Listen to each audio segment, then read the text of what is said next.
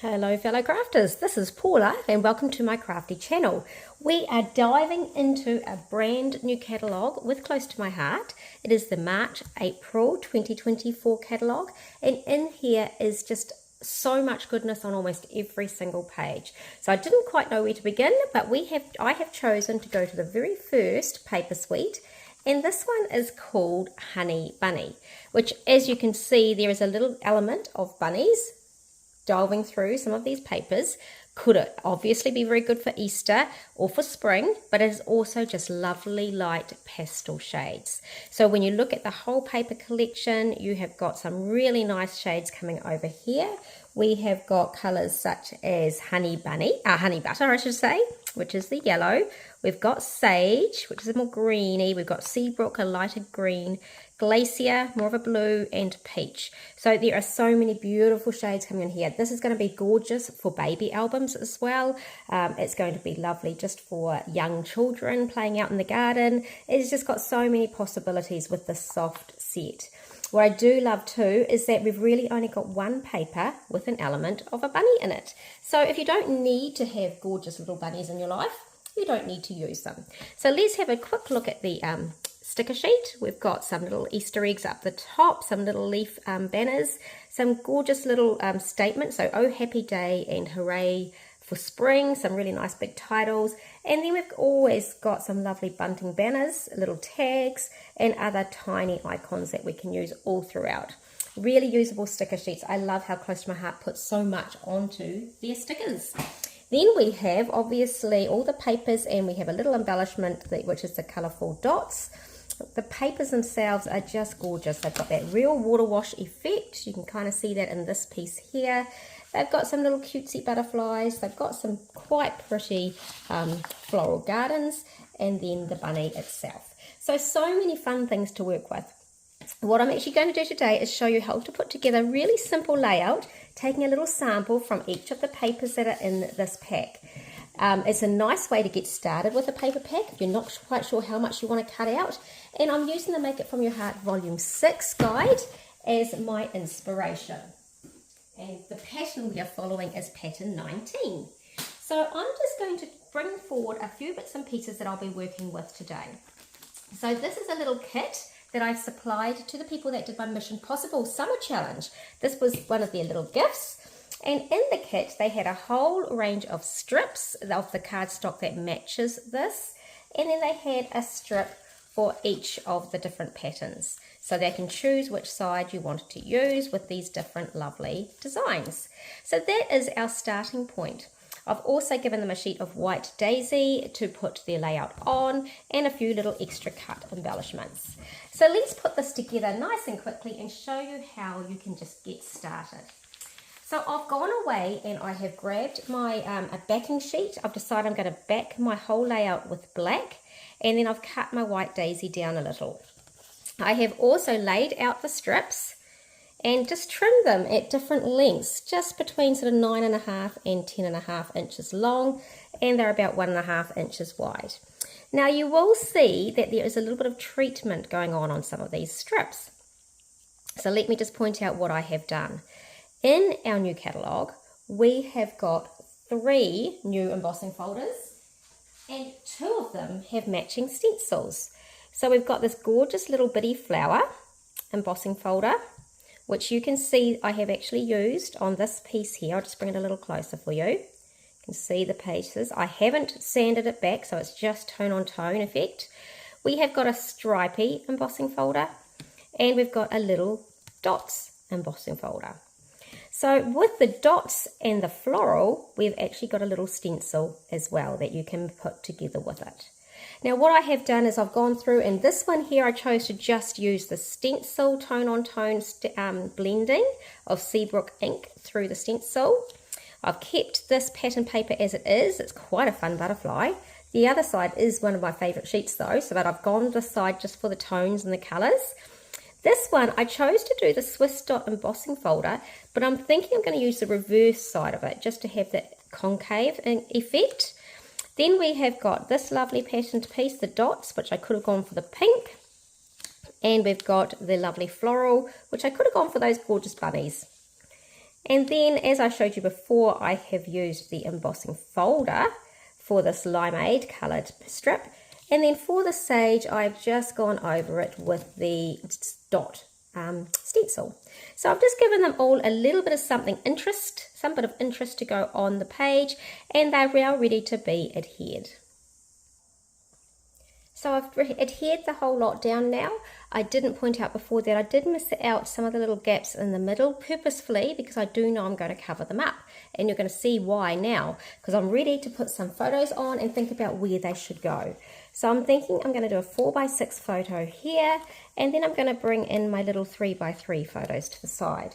So nice and easy, it covers up any of those join marks if you have any, and you can just have a really nice balanced looking series of photos on the middle of this page. So with this, I now need to obviously do a little bit of decorating. And one thing I do love to put onto a page that has got this sort of garden feel is obviously some sort of florals. So guess what new is in the house? We have got this gorgeous shapes thin cut, and look how many thin cuts are on the set. We've got hearts, circles, decorative squares, I don't know what, rounded cornered, I guess you could almost call them little leafy eclipses. We've got arrows, we've got banners, little tabs. It's so gorgeous. So I figured I might just grab this little die and this little die, some flowers, and use that as my inspiration. So when I did that, I looked at the colours I had going, and I have got the black background and I've got some lovely yellow coming through. So that's what I decided to play with. So I have gathered up a few little ideas here with some flowers. I've actually ended up cutting a few extras just in case I wanted to dot them around, something a little bit like this, which looks rather sweet. And then of course there was the little flower. So let's just pop a few little flowers in. We've got a little black one there, got another little black one to add to this one. Maybe it could come off slightly, and then maybe we can have a few of these little yellowy ones dotted around. It could even go a bit above, just for a bit of interest. Now with flowers, it's always nice to add a bit of foliage, and I actually have one tool that I quite often go to, which is not now currently in our range, but I'm sure you've got your own little leafy dies available. This is the Sprigs and Leaves Slimline die, and the reason I love working with this is that I can cut out a whole bunch of leaves. You can see what's been cut out of here in one pass through the die cutting machine. So I absolutely love that. So to prepare the leaves, you can see I've got this already cut out because I've already cut my leaves, but you can see it's actually a graduated colour scheme going on. So what I did is I started with a plain piece of Seabrook. In fact, this is probably the one that I actually used. This is a bit more closer to life. Plain piece of Seabrook, you can go light or dark side. And then I've just pulled in some green inks. In fact, I've used sage, limeade, pine, and jade. So I've got a whole range of greens with their matching blending brushes. And I literally just went all splodgy all over with the different colours coming through. So I left a few patches with the Seabrook showing, but then mostly covered the rest, little patches of darker pine, a few brighter limeades, etc. Then I passed it through my die cutting machine and punched out all my leaves. So now I've got a whole bunch of leaves to work with to decorate these flowers. So I'm just going to pull in some of those, and you can see how gorgeous they came out with that graduation of colour. And that's why I like to do that element of inking before I cut out, just so that it looks a little bit more realistic, I guess. So we can just dot these around. I might have to play with this a little bit more, reposition a few bits and pieces, but that's just going to give us a bit of greenery to the side. I've got a whole heap more. So let's just see if we can pop a little few into these other little clusters. Could have a bit going up there, or just a little bit coming around. And I've still got a few more, and this is all just from one pass through.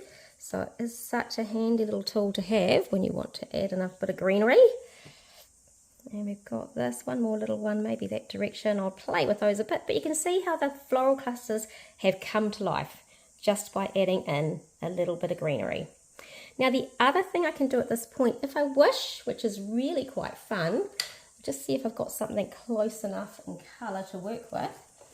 But I'm just going to grab my Sundance ink and my little flowers, and I'm going to, I'll just put this to one side, get the, let's go for the spotty one, and I'm just going to do a very light bit of colour onto the petals with the dots. So it's just a tiny bit, and it's not going to give a huge amount of or have a huge amount of notice, but what it's going to do is just turn that flower from being a plain cardstock to being something just a little bit more. Can you see? I'm not sure if you're going to be able to see that on the camera very well, but it is pretty cute. So I'm going to do that to all my flowers just to add that bit of life. So here it is all adhered, it's all stuck down. I've used a little bit of foam tape to lift up some of those flower pieces. Now we've just got a final little aspect of a title to add in. And once again, there is something pretty spectacular in this new book, and it is this gorgeous alphabet die cut. So if we go back to the book, let's just find this very quickly near the back. We have got this outlined alphabet thin cut. You can get it as the alphabet, as the numbers, or as a little combo of the two. So I have got this gorgeous alphabet, and I decided to create a cute little title. And what you do find is when you pass your die through, so let's get the W, you pass this through the die cut machine, what you end up with is an outline piece and an inside piece. So I've actually passed it through twice, once on black and once on the acorn colour, and I've mixed and matched, and I've got another combo of this the opposite way around available to use on another project. So I'm going to use this little gorgeous outline of black, a little bit of acorn, to put my title in. So I'm just thinking we're going to do something like the word wow. That doesn't stick to my fingers. With our little outline on. Doesn't that outline make a difference? So cute. We've got the little outline to go around the outside. Ooh, I need tweezers, don't I? My fingers are going all over the place. An outline to go around the outside of the O, and we've got the cute little outline to go on the inside of the O. So we've got the word wow, and then I went to this fun stamp set that is available in the January-February book called Remember This Moment. And I had this lovely little title, Celebrate Everything. So I've used one of our pre-made die cuts, chipboard die cuts, and I'm just going to go, wow, captured memories. So that's very generic. It can be used for so many purposes, but it's going to give that little bit of a statement to the page. It stands out beautifully, and that's going to be our page. Now I do, of course, have these gorgeous little dots left to do a little bit of decorating. So let's just see where we might put them. Okay, so I don't think I'll use any of the pinks this time, since I didn't choose any pink backgrounds. But I might just pull in a little hint of blue, a little hint of green, and maybe some of the yellow. Could be quite fun. And pull this over this side.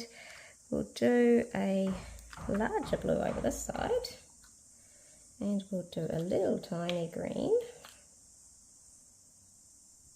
and we might do a medium yellow just for some fun over here, and then something needs to come over here too, so we might do our medium green, our larger yellow, and a little tinsy wincy blue. So you can see I've kind of mixed up the colours. But there we go, we have got a rather sweet little piece made using just a tiny 1.5 inch strip of 3 of the papers just to get started.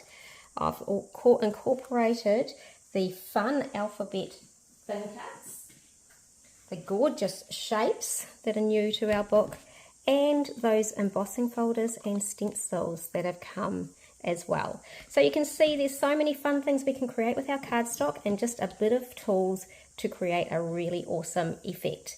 Hope you enjoyed seeing how that all came together. Thanks for watching.